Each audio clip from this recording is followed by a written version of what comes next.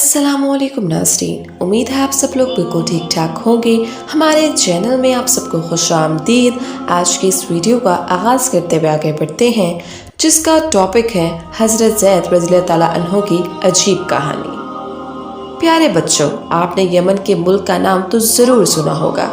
ये मुल्क सऊदी अरब के जनूब में वाक़या है। आज से 1400 वर्ष पहले का जिक्र है। वहाँ एक मशहूर ख़ानदान बनो गुज़ार रहता था। इसमें हारिसा बिन सादी नाम के 2 मियाँ बीवी थे, जो अपने बच्चों के साथ हंसी खुशी जिंदगी गुजार रहे थे। इन बच्चों में एक का नाम ज़ैद था। वो नहायत ही नेक और फर्माबरदार बच्चा था। इसकी सूरत बहुत ही प्यारी और आदतें भी बहुत अच्छी थीं।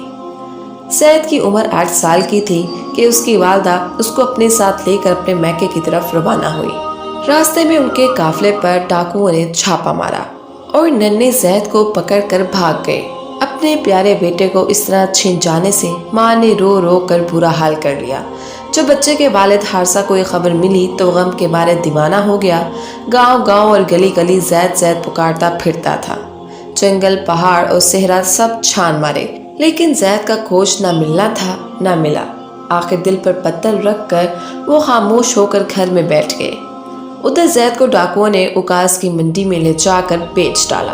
उसको खरीदने वाले थे उम्मत की माँ हज़रत खतीजतुल कुबरा के भतीजे हकीम बिन हिज़ाम। इन्होंने कुछ अरसे बाद ज़ैद को ये कहकर अपनी फुप्पी की नज़र कर दिया कि आपकी खिदमत किया करेगा।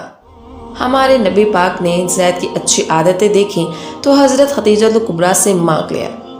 ज़ैद ने हुज़ूर पाक की इस तरह से खिदमत की कि आप सल्लल्लाहु अलैहि वसल्लम को उसको अपने बच्चों जैसा समझने लगे और उससे बेहद प्यार करने लगे। एक दफ़ा ज़ैद के वतन से कुछ लोग हज करने मक्का आए। उन्होंने ज़ैद को देख लिया और वापस जाकर उनको वालिद को बताया कि ज़ैद मक्का में है। ये सुनकर हारिसा को बेइंतहा खुशी हुई। इसी वक्त अपने भाई को साथ लिया और मक्का की तरफ रवाना हुए। मक्का पहुंचकर नबी पाक की खिदमत में हाजिर हुए और कहा, ए कुरैश के सरदार, ए अब्दुल मुत्तलिब के बेटे, ए शरीफ इंसान, कई साल हुए हमारे एक बच्चे को डाकू पकड़ कर ले आए थे। हमने सुना है हमारे जिगर का टुकड़ा आपके पास है। खुदा के लिए वो हमें दे दें और उसके बदले में आप जितना रुपया चाहेंगे हमसे ले लें। नबी पाक ने उनसे पूछा, तुम्हारे लड़के का नाम क्या है? उन्होंने कहा, ज़ैद। आपने फरमाया, मैं ज़ैद को भी बुलाता हूँ, अगर वो तुम्हारे साथ जाना चाहे तो मंजूर। मैं तुमसे कोई रुपया नहीं लूँगा। अगर वो मेरे पास रहना चाहे तो मैं ज़बरदस्ती उसको नहीं भेजूँगा। आपने ज़ैद को बुलाया। उनको देखते ही वालिद ने सीने से लगाया। चचा ने भी प्यार किया। फिर नबी पाक ने उनसे फरमाया, ज़ैद, ये तुम्हारे वालिद और चचा तुम्हें लेने आए हैं। बोलो, तुम्हारी क्या मर्जी है? उनके साथ जाना चाहते हो या सिर्फ मेरे पास रहना चाहते हो?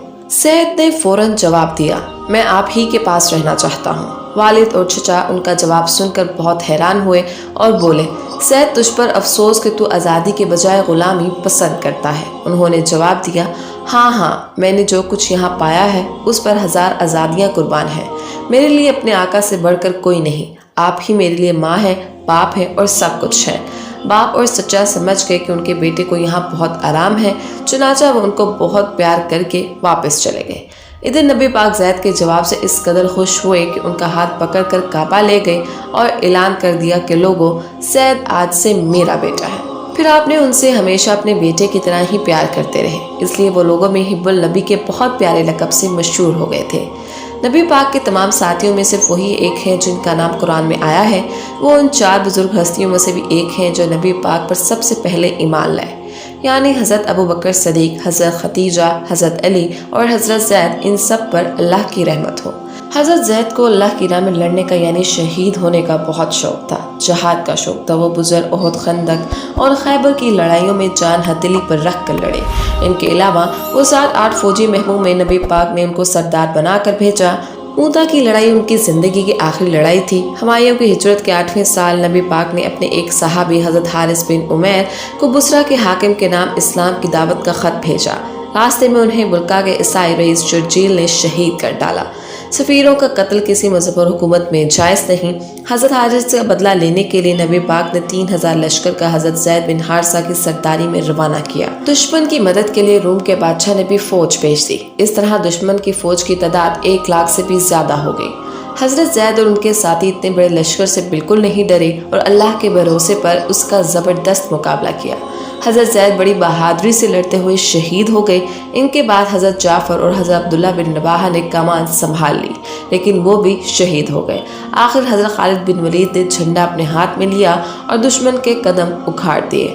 حضرت زید کی شہادت کے بعد نبی پاک نے ان کے بیٹے اسامہ کو بھی اپنا منہ بھولا بیٹا بنا لیا۔ ان کو بھی ہمیشہ اسی طرح پیار کرتے رہے جس طرح حضرت زید سے کرتے تھے۔ دیکھا بچوں، کتنے اچھے تھے حضرت زید کہ نبی پاک کو اپنے ماں باپ سے بھی بڑھ کر سمجھتے تھے۔ اللہ ان پر اپنی رحمتیں نازل فرمائے، آمین۔ امید ہے آج کی مختصر سی ویڈیو آپ کو بہت پسند آئی ہوگی۔ ہمارے چینل کو سبسکرائب کرنا مت بھولیے گا۔ خوش رہیں، آباد رہیں، دعاؤں میں یاد رکھیے گا۔ فی امان اللہ۔